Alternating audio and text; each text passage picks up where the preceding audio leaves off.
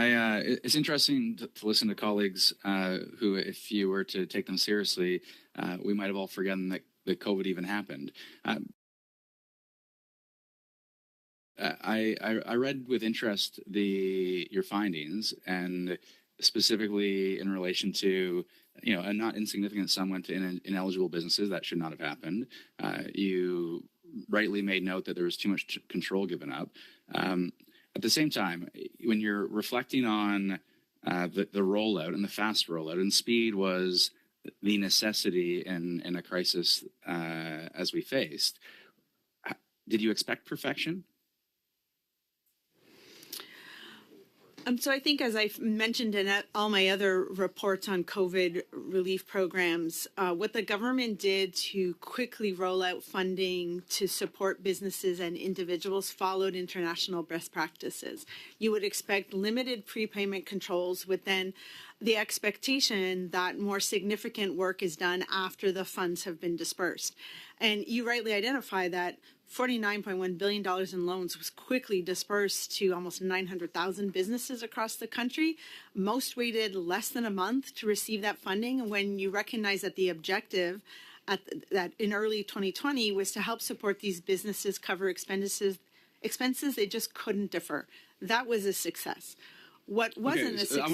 I want to get to the especially in relation to partial disagreement, because I note from your opening remarks that is a source of frustration. I do want to say, though, that, the $49.1 billion that is rolled out and the $45.6 billion that went to recipients that were deemed eligible on your assessment, I mean, this was, in the words of the opposition leader, these were big fat government programs, and we should have just been cutting red tape and cutting taxes for small business that had no customers. And I can think of many small businesses in my riding that would not exist today were it not for a program like this. And so, I do worry that a program like this gets politicized such that people go, well, this shouldn't have happened. This should never have existed. It's all. I just heard allegations of corruption before we even got into it, as if this was worse than a Rive can.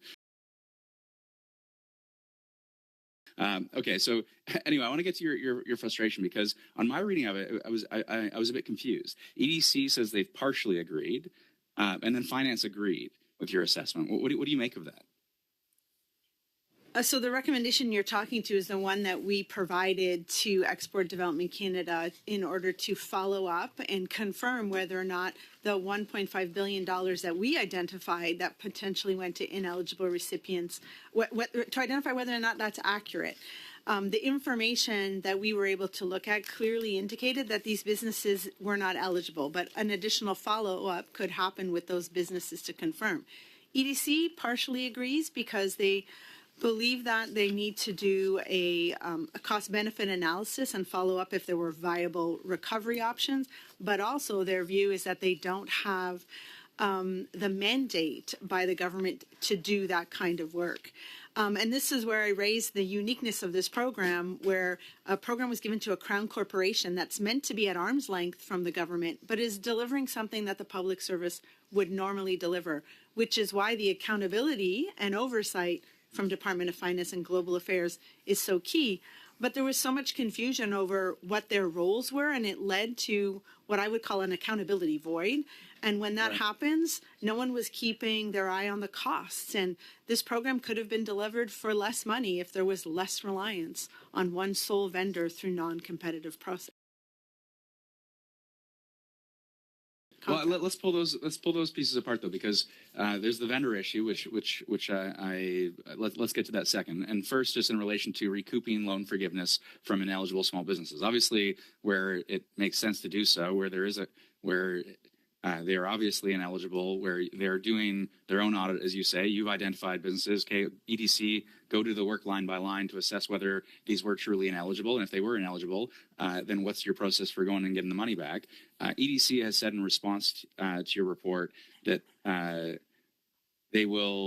they agreed to work with Finance Canada to consider appropriate post-funding actions, including examining legal implications and options to recoup loan forgiveness from ineligible recipients. Finance has said agreed. The department agrees to work with EDC to consider appropriate follow-up actions, including examining legal implications and options to recoup loan forgiveness from ineligible recipients.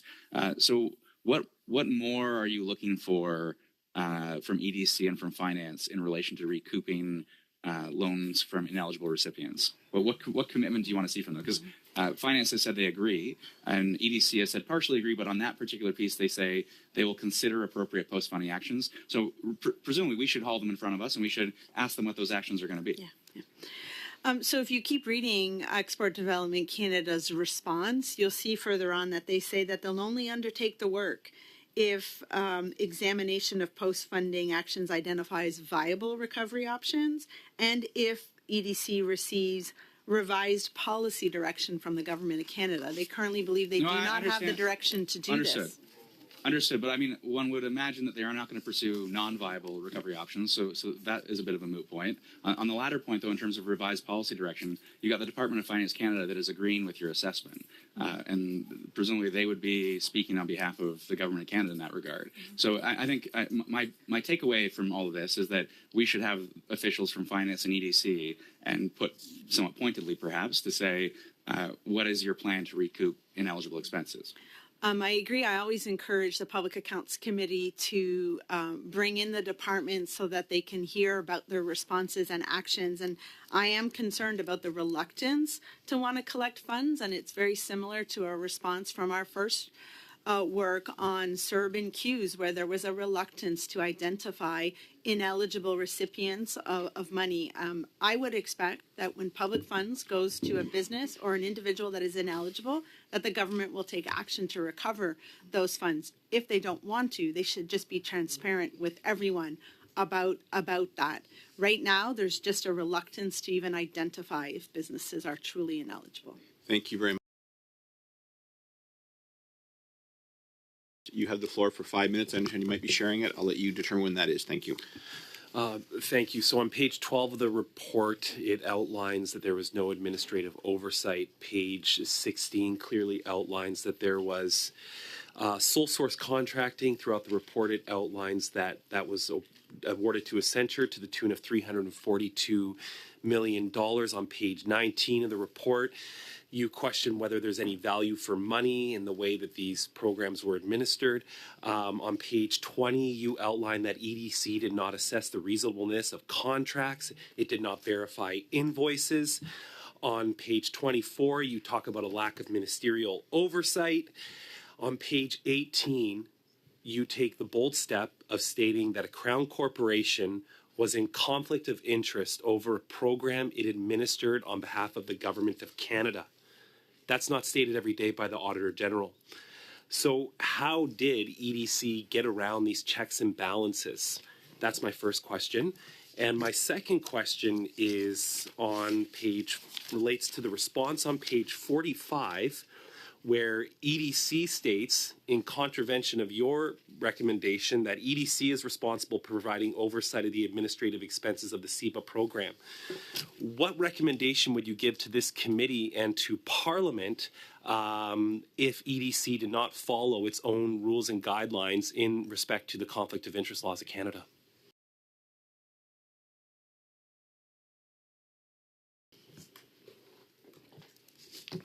So there's a lot in your question. I think I would sum it up by saying what you're highlighting is what I'll call an accountability void. When a program was given to a Crown corporation, recognizing that a Crown corporation is supposed to remain at arm's length from the Government of Canada, it meant that the departments who were providing direction needed to exercise better oversight.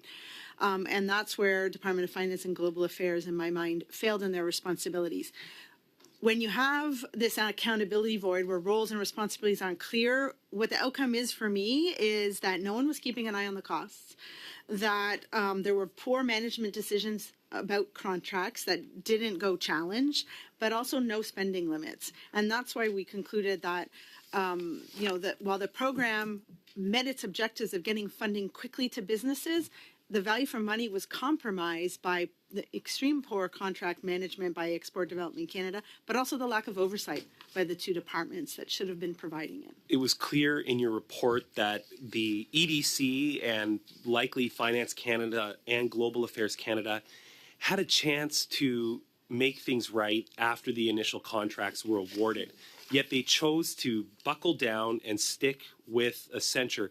It almost seemed like EDC was doing everything in its power to award a multinational corporation more power and oversight to set the terms and conditions for hundreds of millions of taxpayer dollars. How do we stop this from happening again? I think at the beginning of this program, Export Development Canada made the government aware that they didn't have the capacity, the expertise, or the tools to run this program. They asked for some oversight. They informed the Department of Finance and Global Affairs that they were going to be turning to a third party to rely on them to deliver this. What I would have expected would have been better monitoring once that sort of expectation was made available by Export Development Canada. Once they said we want some oversight, more should have been put in place. When it comes to the contract, all parties involved realized after a while that they should turn to competitive contracts instead of non-competitive. The problem is that they didn't. Not managing that conflict of interest, in my mind, was unacceptable by EDC. We'll stop there. It should not be how business is done in the public service. Mr. Lauren, you got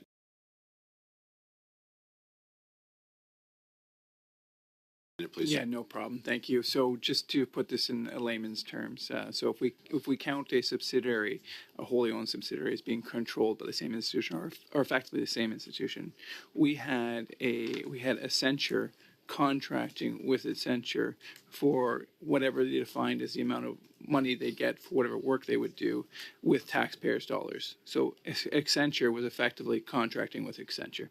So EDC asked Accenture to run a quasi-competitive process where a few vendors were able to provide a bid to develop a loan accounting software. One of those was a wholly owned subsidiary of Accenture.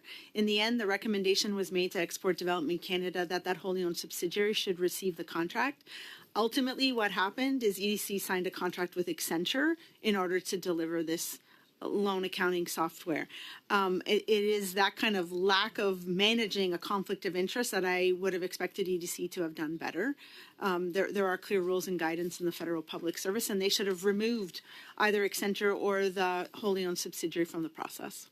Thank you. Thank you very much, Mr. Lawrence. And then, Ms. Khalid, you'll take us out to the end. You have the floor for 5 minutes, please.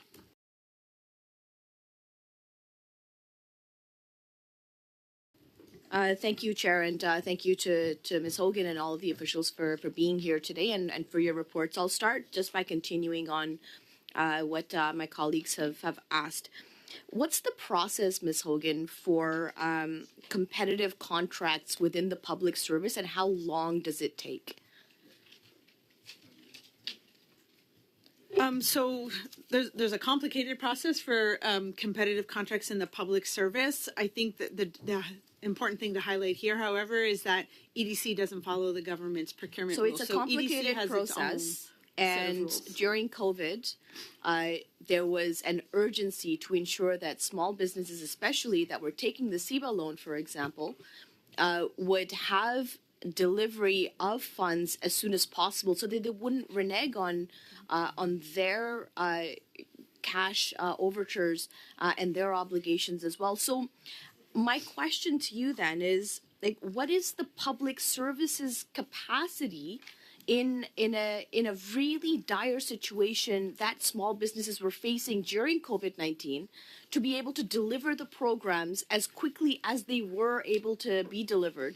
And in your report, you mentioned that the majority of the money has been reimbursed to the government. But what is the process then? Do we need to improve the public service contracting in this point?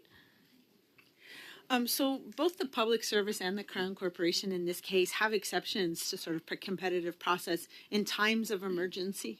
And that's what was used to justify the non-competitive contracts at the beginning. We saw that in many situations, and it's a very reasonable approach in order to ensure quick service to Canadians. What I would have expected is how this program carried out, that steps would have been taken to avoid that continued reliance. And currently, with the last contract that's been issued, the government is bound to Accenture till 2028. with the loan accounting software. That lack of recognizing when it's time to bring things back into the public service, I've criticized in other reports, and it's again here. That So over-reliance shouldn't happen. With respect to the CEBA loans, there have been measures taken by EDC, by the government, to bring back the money now over these past number of years. COVID lasted for about 3 years, and the impact on small businesses, I would say, was about 5 years. So when we question, and in your report, you talk about the value for the money. Well, what about the context in that value for money? How do you judge the context in terms of the dollars spent versus the impact that it had on Canadians? It's a question that we asked ourselves at the beginning.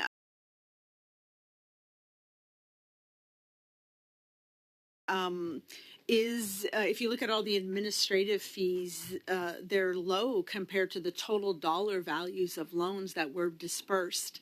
Is that good value for money? Well, I'm telling you, the mismanagement of those contracts leads me to conclude that that the government compromised that value for money. It could have been done for less, in a more efficient way.